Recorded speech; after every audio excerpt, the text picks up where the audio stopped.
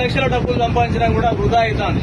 కాబట్టి మనం ఈ రోజు నుంచి అయినా మీరు ఇప్పుడు ఈ మేళకు వచ్చిన తర్వాతనైనా పెట్టండి. ఇప్పుడు ఇంకొకటి వ్యవసాయంలో కూడా మీకు కొత్త వంగడాలంటే ఇప్పుడు బాయిలర్ చికెన్ ఉంది, ప్రతి ఒక్కరికి తెలుసు. ప్రతి ఇంట్లో ఐఫోన్ ఉన్నది. మనకు వచ్చే మన పిల్లలు 6 సంవత్సరాలకు 7 సంవత్సరాలకు మన ఆడపిల్లలు పెద్ద మనుషులు అవుతారు. దేనివల్ల అవుతారు? బాయిలర్ చికెన్ వల్ల మనం వాడే జీని మామిడి ఫ్రైడ్ రైస్. పూర్వం మనకు ఈ సామ మసూరి, విజయ మసూరి అనే బియ్యం లేవు మనకు. ఇప్పుడు ఇవన్నీ వచ్చిన తర్వాత మనకు అనారోగ్యాలతో పాటు ఆర్థికంగా కూడా నష్టపోతున్నాం.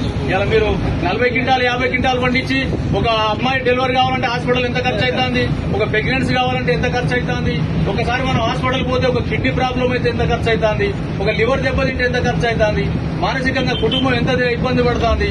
ఇంతకుముందు మన అయ్యకు మనం తలగోరు పెట్టేందుకు మనం మిగిలినాం. ఇప్పుడు మన ఉన్న పిల్లలకు తండ్రులు తలగోరు పెట్టే పరిస్థితి వస్తుంది.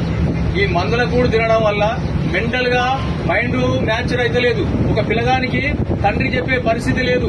తండ్రి చెప్పకుండా తండ్రి బండి కొనిస్తాడు. ఆ బండి వేసుకుపోయి వాడు ఎక్కడ పడతాడో మీ అందరూ తెలుసు. ఒక పిల్లని చదివితే అది ఇలా ఏం చేస్తుందో కూడా మీకు తెలుసు. ఈ పరిస్థితులలో మీరు ఈ రోజు నుంచి అయినా కొంచెం ఆలోచించుకొని ఈ జీను మాడిఫైడ్ రైస్ అనేది యూనివర్సిటీలో తయారైన విత్తనాలు కాకుండా మన తాతల తండ్రులు కొన్ని విత్తనాలు తయారు చేయించారు. మీ అందరికీ తెలుసు. ఇంతకుముందు మన ఆనకాయ ఎట్లుండేది? ఆనకాయలు నీళ్లు పట్టుకుని పోయేటోళ్ళం మనం. ఇప్పుడు వచ్చే ఆనకాయలు నీళ్లు పట్టుకోగలుగుతామా? ఇంతకుముందు మన బీరకాయ ఎంత టేస్ట్ ఉండేది?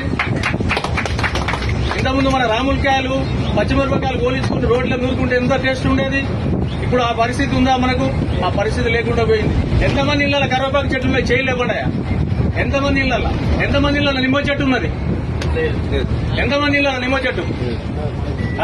ఓకే, సంతోషం. ఇలాంటివి మనం చిన్న చిన్న ట్రిక్స్ ఇవి వాడడం వల్ల కొంతవరకు మనకు ఆరోగ్యం సహకరిస్తుంది. రాబోయే రోజుల్లో మనకు పిల్లలకు ఆస్తులు ఇచ్చుడు కాదు, ఆరోగ్యాన్ని ఇవ్వాలంటే ఇప్పటి నుంచైనా మీరు ఈ సాంబ మసూరి, విజయ మసూరి బియ్యం కావు.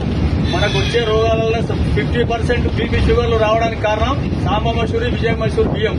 మీరు పెట్టుకోదలుచుకుంటే దేశీ విత్తనాలని కొన్ని ఉంటాయి.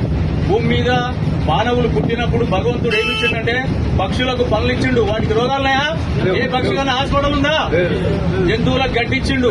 మన అయ్యా ఎన్నడు కూడా గవర్నమెంట్ హాస్పిటల్ కు గొడ్డ దావకానికి ఎద్దును తీసుకపోలే. ఇవాళ మన పరిస్థితి ఏమున్నది? అయిపోయిందా? తాడి చెట్టుకి ఎవరన్నా మందేస్తానరా?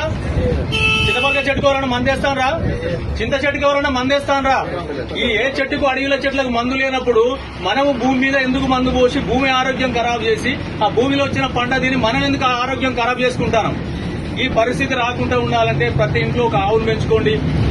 ఆవుతో పాటు మన ఇంట్లో 4 కోళ్లు పెంచుకోండి. రోడ్డు మీదకి పోవచ్చు రైతు. 366 రోజులు రైతు కూరగాయలు కొంటే, పావు కిలో కూరగాయలు కొంటే వాడు జోకేదే 200 గ్రాములు వస్తాయి. ఇంట్లో 4 ఉంటే ఒక్క పూటకు సరిపోదు. రెండో పూట మూడో పూట ఏం తిందాం?